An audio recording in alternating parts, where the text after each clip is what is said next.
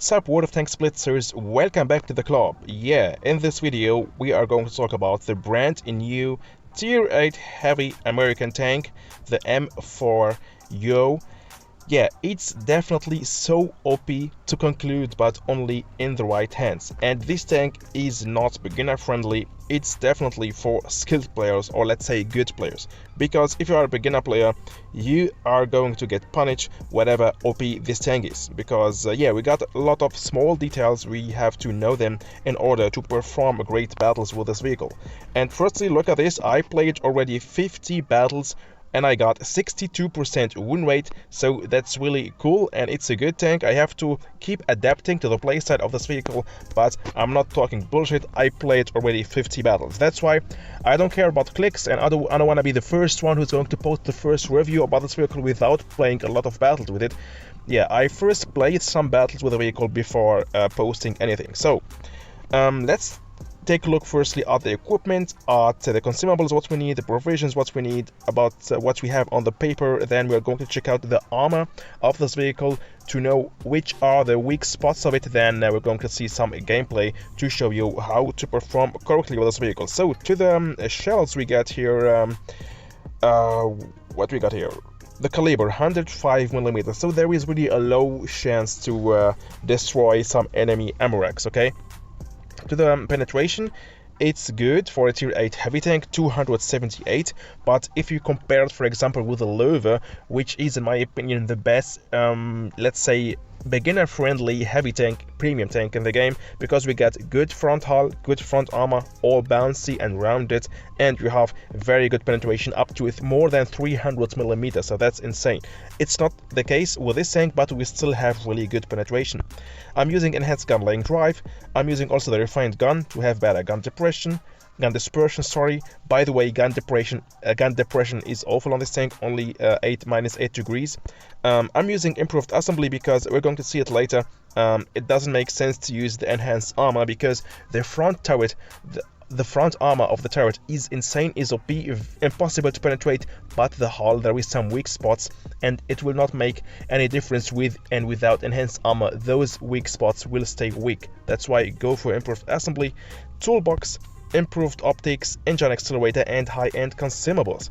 So to the provisions, as you can see, I'm using coke and improved fuel, and safety first, as always. I'm taking a multi-purpose restoration pack and repair kit and engine power boost, and we will need the engine power boost because it will be very fast if you want to rush or relocate again.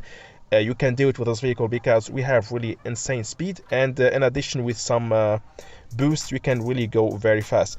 The good thing and nice thing about this vehicle is if your track get hit, you can still go backwards, and even your track is broken. That's also insane, and it would help you sometimes to go out from some critical moments, and this is really a good ability, and only this tank got this ability, or for example the AE phase 1.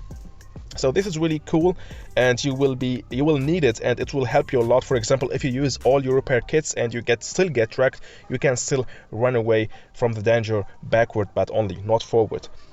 We got 1961 hit points with without enhanced armor, 310 alpha damage, and 4 shells in the magazine. Also very special tank, and that's also so useful, but we still have to know how to play with it, because between every shot we got 7 seconds reload time, so it's like a fast firing heavy tank, and after that it's also not that long reload time like in the AMX 120. We got only about 13 seconds reload time for the whole magazine, so that's still, or 14 seconds, still actually good and fast, and we can really play really aggressive with this vehicle and do a lot of damage. So we're going to see it later with the gameplay. The armor, we're going to talk about it now soon, and with the armor inspector, the penetration, we talked about it, it's not bad, and really great mobility for a heavy tank, so that for example light tanks or mediums are not going too easy to surround you. We still can rotate and respond very fast to some maybe fast attacks from light tanks like the T-49. So I played a lot of battles, and I didn't have any problems, for example, from when light tanks trying to surround me. I can keep handle it, and I can keep react on those fast attacks. So really great mobility. So here we go. This is the front armor of this vehicle. Really very interesting. A big tomato, yes, for sure. But we still have this weak spot, and this weak spot will be penetrable for most of the tanks or all of the tanks, whatever tier 7, tier 8 or tier 9 tanks. So this is the weak spot of this vehicle. We can try to help with angling, but even with angling it will be also, yeah, still easy to pen, okay? But definitely it makes sense if you are in flat ground to just try to wiggle like this to make it just harder for the enemy to pen your lower plate of your hull. And as we can see here, with or without enhanced armor, it doesn't make a huge difference. It's still the same. If the enemy tanks the meds use, for example, premium shells, it will be like this, and with or without enhanced armor, it's the same. So it's definitely a hull down tank, but we still can go on flat ground, but you have then to calculate that we are going to be penned, maybe, especially by skilled players who knows that those weak spots. We also have this weak spots at the cupola, for example, but that is also very hard to pen, and only skilled players will be able to pen that. So we are talking here about if we are playing against a tier 8 medium tank. Let's take, for example, a German heavy tank and see what can he do against us. Let's take the Löwe, for example. Löwe got really a good penetration, so it's nearly the same. So we have to play in the beginning hull down. We are really very hard to penetrate. But only the front side, okay? The front turret is strong.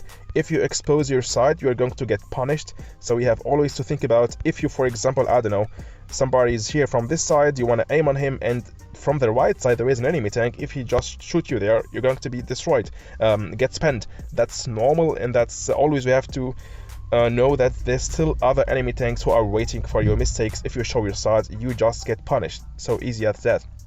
So the Löwe with insane penetration, like a TD, if you use calibrate, if you use premium shells, we are going to get penned. The Löwe got really an insane penetration like a tank destroyer, okay? That's why I take the Löwe to also save the time, not to show you how our armor will look like if a TD is aiming on us. The Löwe got more than 300mm penetration, and then, so if we are not using enhanced armor, then it will make sense to use enhanced armor, because as we can see here, our armor will be without enhanced armor, easy to pen here and on the lower plate. But if you use enhanced armor, it will look like this. So it makes a small difference, but I still prefer to play without enhanced armor and get more hit points. And if I know that I have before me a Löwe or a TD with the high penetration, I just go back and wait for the right moment to attack him, and that's it. So if you see tank destroyers or the Löwe, be aware, because you know that we can get spent from them even on the turret.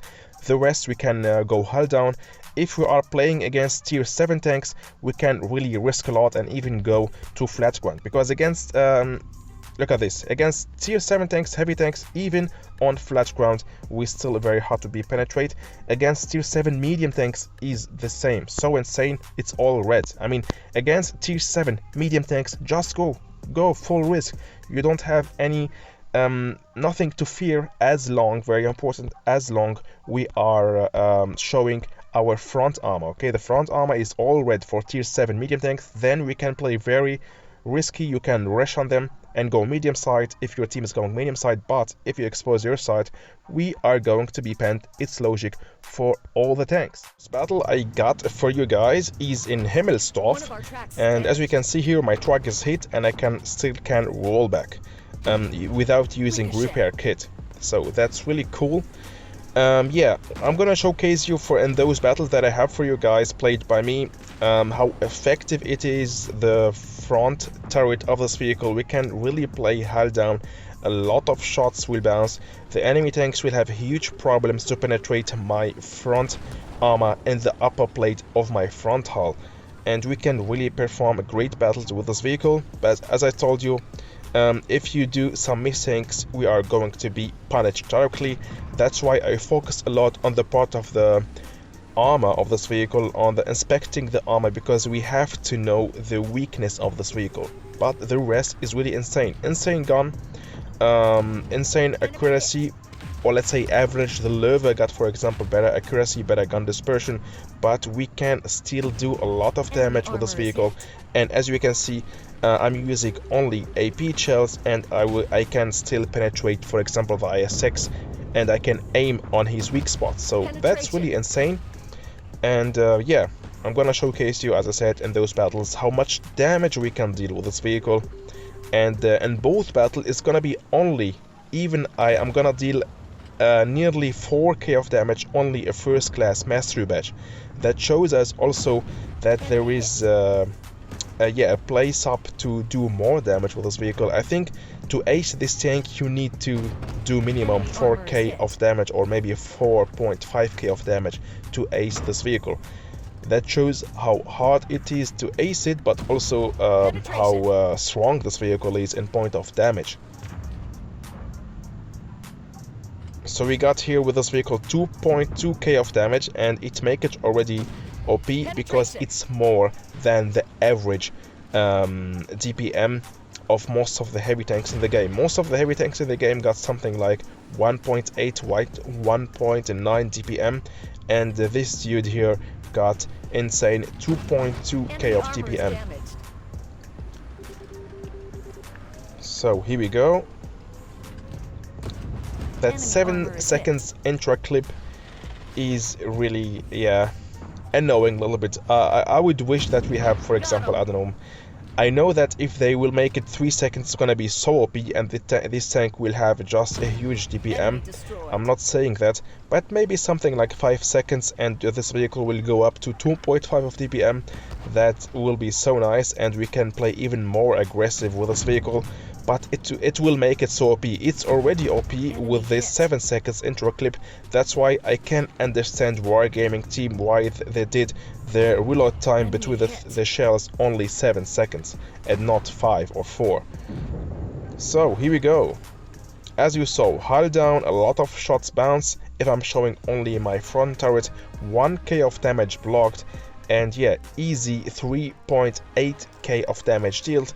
But that wasn't enough to ace this beast, only first class mastery badge, and of course an insane credit maker, 140k of credits, and with that the best player of my team. And the second battle and the last battle for this video, I don't want to make this video so long, it's just a full review. A crash course will come soon, just gameplay, but for that I have to ace this tank first, so I know what I'm talking about. Yeah, and Falls Creek, the same thing. I'm going hull down here, so I'm showing only my turret for the enemy. A great hull down position, by the way, in this map. Here we go, look at this. I'm showing only my front turret to them. I know also that nobody can surprise me from the left side. I'm not exposing my the side of my turret, so that's always we have to think about it. If you are aiming on someone in a hull down position, don't get surprised if somebody will penetrate you from the side. So you have also to calculate or to think about it, and keep it in your mind that we have always to take a look on the minimap, or sometimes just take a look what's going on around you, so you don't get penetrated from the side. Very important. I was waiting for that moment that the Scorpion G make this mistake so I can deal one shot on him, and then I decided to reload again and take care of the Chimera, because he's pushing slowly on us and he wanna, yeah, surround us. So that's why I wanted to push him. Here we go, another shot bounce, so I was a little bit angled, and yeah, the Chimera got no chance to pin me. I'm going to still push on him because I know that the Chimera got something about, I don't know, 12-13 seconds reload time, so actually I can easily finish him with my 310 of alpha damage. Here we go, one shot with hash shell, and the last one. So even 7 seconds intra reload time between shells is still good. Look at this, how lucky it is. 1 hit points left. Even with 7 seconds reload time between every shot, it's still fast enough. We can really keep playing aggressive with this vehicle if we got 4 shells in the magazine. You can also decide which time you can reload. Just double click on the shell and you can also reload even you have only I don't know, 2 shells left in the magazine, sometimes it's better to rush on an enemy with 4 shells instead of only 2 shells or 1 shell or 3 shells, whatever. So the last 2 survivors, one of them is the G-Sor. He pinned me, he aimed on my cupola, as we can see, so there is still good skilled players who can also aim well and aim on your cupola. So don't be surprised even you are held down that you are going to be penetrated, because the cupola is also easy to pen for some tanks, especially who got good penetration. I was trying to hit the G-Sor with a his shell, but I couldn't pen him, so I decided to rush on him. He can fire 2 shots, I don't care. I know that after that he got a long reload time, so it should be easy to finish this dude and punch him directly in his face. Here we go, boom. And with that we won this battle. Again, nearly 4k of damage, 900 damage blocked, and that's the best way how to play with this vehicle. As we can see, we need a lot of patience with it, because we have to conquer our hull down position in the beginning, stay there a lot of time, and then slowly, if we see we are outnumbering the enemy team, we can risk more and push more and play more aggressive. Again, best player of my team in this battle, and I'm of course always showing you the best battle that I play with it, not the fails, because from the fails we are not going to learn anything. Yeah guys, that's it for this video. I hope you enjoyed watching it, and stay tuned for the crash course of this video and for more videos of course coming soon. If you like it, don't forget to hit the like button, subscribe to my channel if you are new watching my content, and maybe share my content, so with that we can keep growing our channel. See you soon in the next video. Bye bye guys.